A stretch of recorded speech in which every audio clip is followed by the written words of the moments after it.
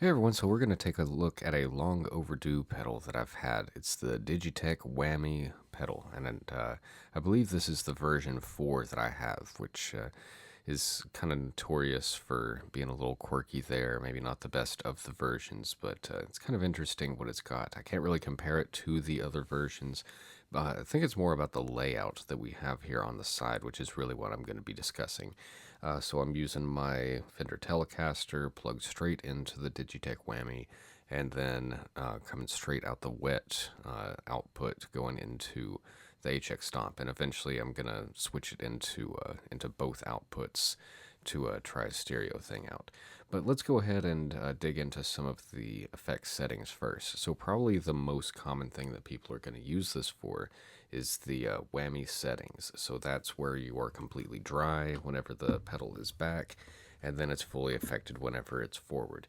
And the light right here needs to be on for it to actually be on. It doesn't matter what's going on over here.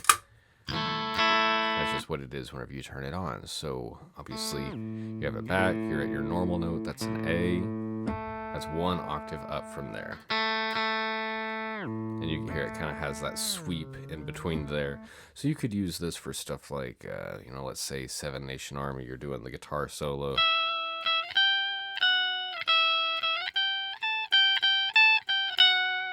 And then going up even an octave higher from that. You could do that by raising it right here with the...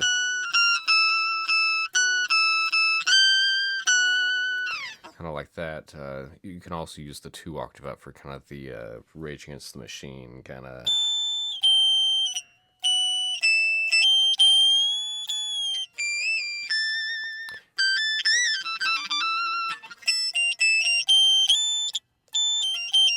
I feel like it tracks alright there. It's probably not as nice as some of the newer stuff, like that new one that Boss just put out that's supposed to be big competition with this here.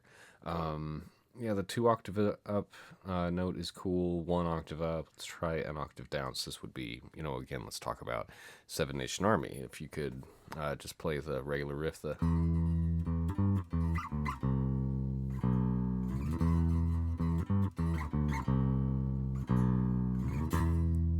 I feel like you can maybe hear a little bit the kind of artifacty stuff there. It kind of glitches out just a little bit.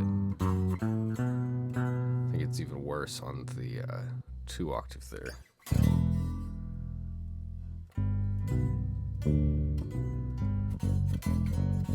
Also doesn't like when you build up too many notes at a time either. It really likes just kind of single note stuff.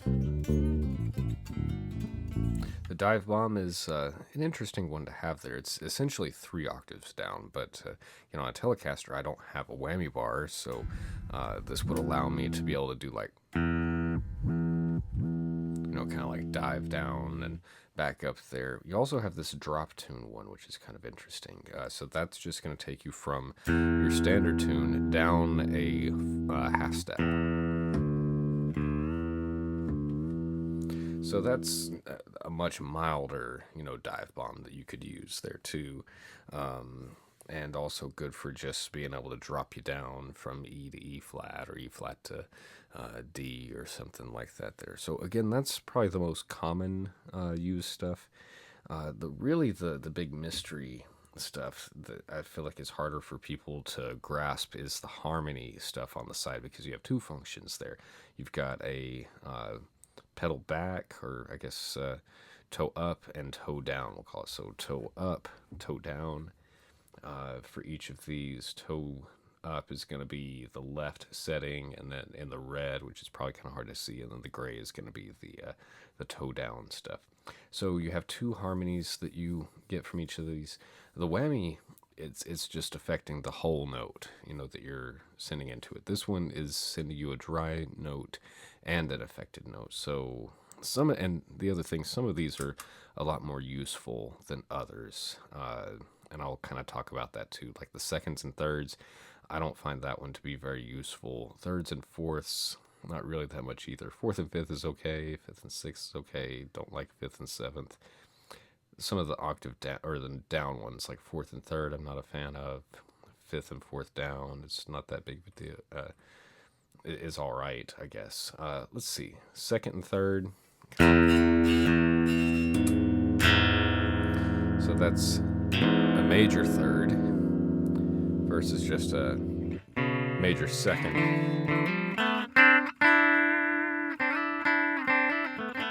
I think seconds is what you get with the like the Earthquaker Rainbow Machine. I think so. Pretty weird stuff. So you might be able to use this to kind of replicate that, but it goes up a full step to get to that third. And with thirds, you can't just like play a major scale. Like I can't play just A major and it sound good. That's really what I need the next one for. And this one is useful, but you have to know what you're doing. So this is going to be toe up flat third. It's the only one that has that, where it's got the flat third and then a regular major third whenever it's all the way forward there. And since it's on the table, I'm going to have to kind of get creative here and start with, I want to start with a major third interval, so this would be major. Now I can't just hit major all the way and it sound good. Kind of have to follow the major scale pattern there, which is going to be a major third, and then I need a minor third, so I'm going to pull this back. Another minor third for the third interval. Fourth is back to a major. Fifth, I need to go minor for sixth, seventh, and then back to major for the octave there.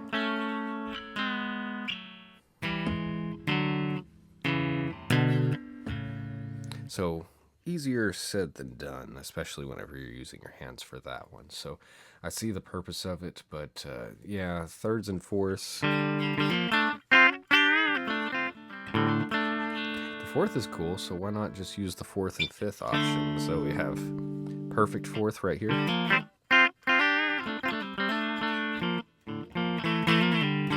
Versus perfect fifth.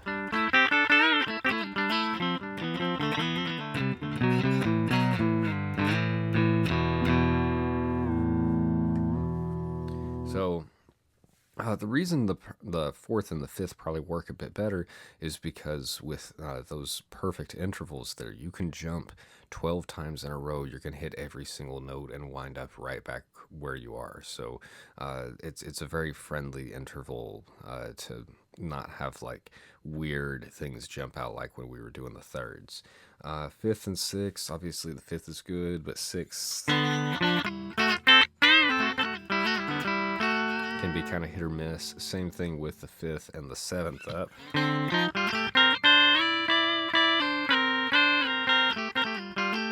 It's a little bit of a gripe. It says seventh, but it's actually the flat seventh right there. But I guess that's normally what people are going to be playing if they're using a seventh like that. Fourth and third down. Let's see. So this is going to be a fourth down with a toe up. So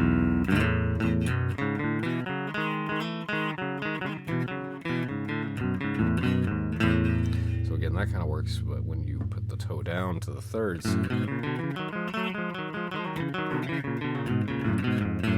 you see suddenly we get those weird notes kind of popping out there. Fifth and fourth down. So that is a fourth down versus a fifth down. And then, of course, we have the harmony notes up here. So this is probably the most useful of the harmonies, just like right out the box there. So whenever it's towed down, you have your root note and you have an octave up. Whenever you have it back, you have your root note and an octave down.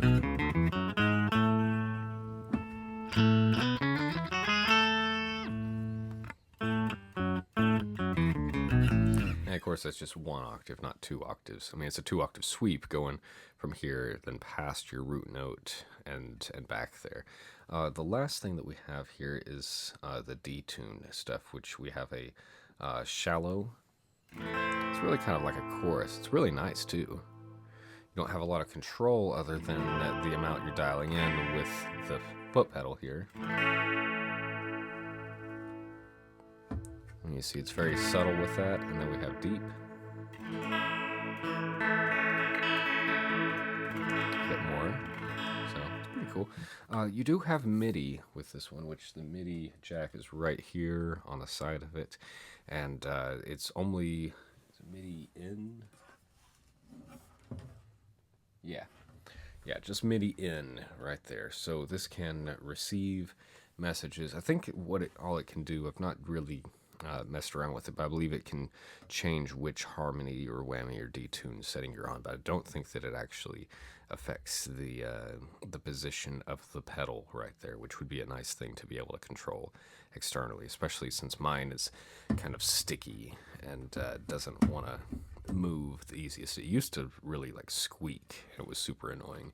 I used the HX Stomp for this video because I wanted to show, I guess, plugging it into in stereo in, where you have the wet and the dry signal coming out. So let's use this other plug here. I'm gonna go in there, and there we go. So let's see, whenever we go back to here,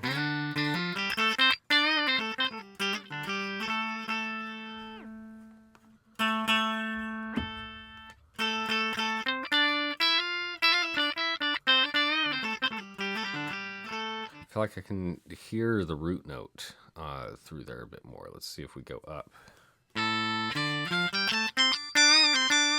Yeah, I can definitely like hear the root note in there. So it's cool that you have this stereo option, but you might not want to have that all the time. You might want control over the dry signal or the affected signal from the HX Stomp. So what I'm going to do there is I've actually got this little pan block right here. Right now it's set to the center, but if I turn it to the left, you see that it goes like all affected signal. And if I go to the right, we're introducing it back in just the regular sound right there. So you could kind of blend that. You can't blend it from the Digitech Whammy, but you can blend it from here where you have, say, just some of the affected signal coming through like this. And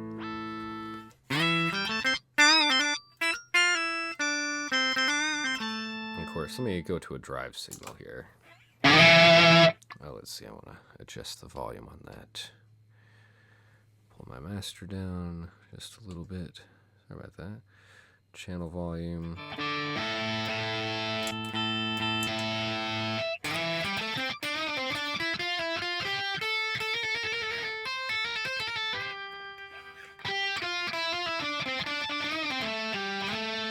Now let's see about the harmonies over here. Oh yeah, I hate those. Let's see.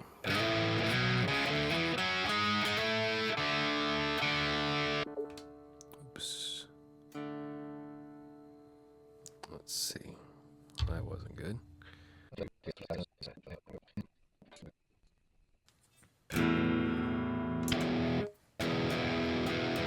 All right, now that detour out of the way.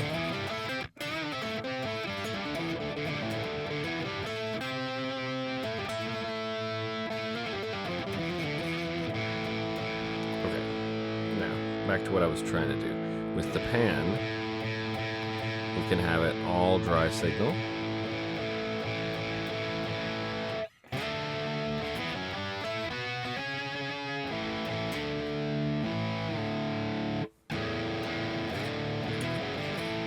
And the affected signal for the harmonies, it sounds like it's still coming through on the left. And you can just dial out the harmony by going to the right there. So let's see. Yeah, there's still some cool things that you can do there as far as the splitting stuff up. And I really wanted this first video to be something just featuring the Digitech Whammy. And what I'll probably do is make another video featuring some of the possibilities that you can use comboing this with other gear. For instance, like the pan control right here, when I was going to dial it in, of course, I look at the mono stuff and you have volume pedal and you have gain.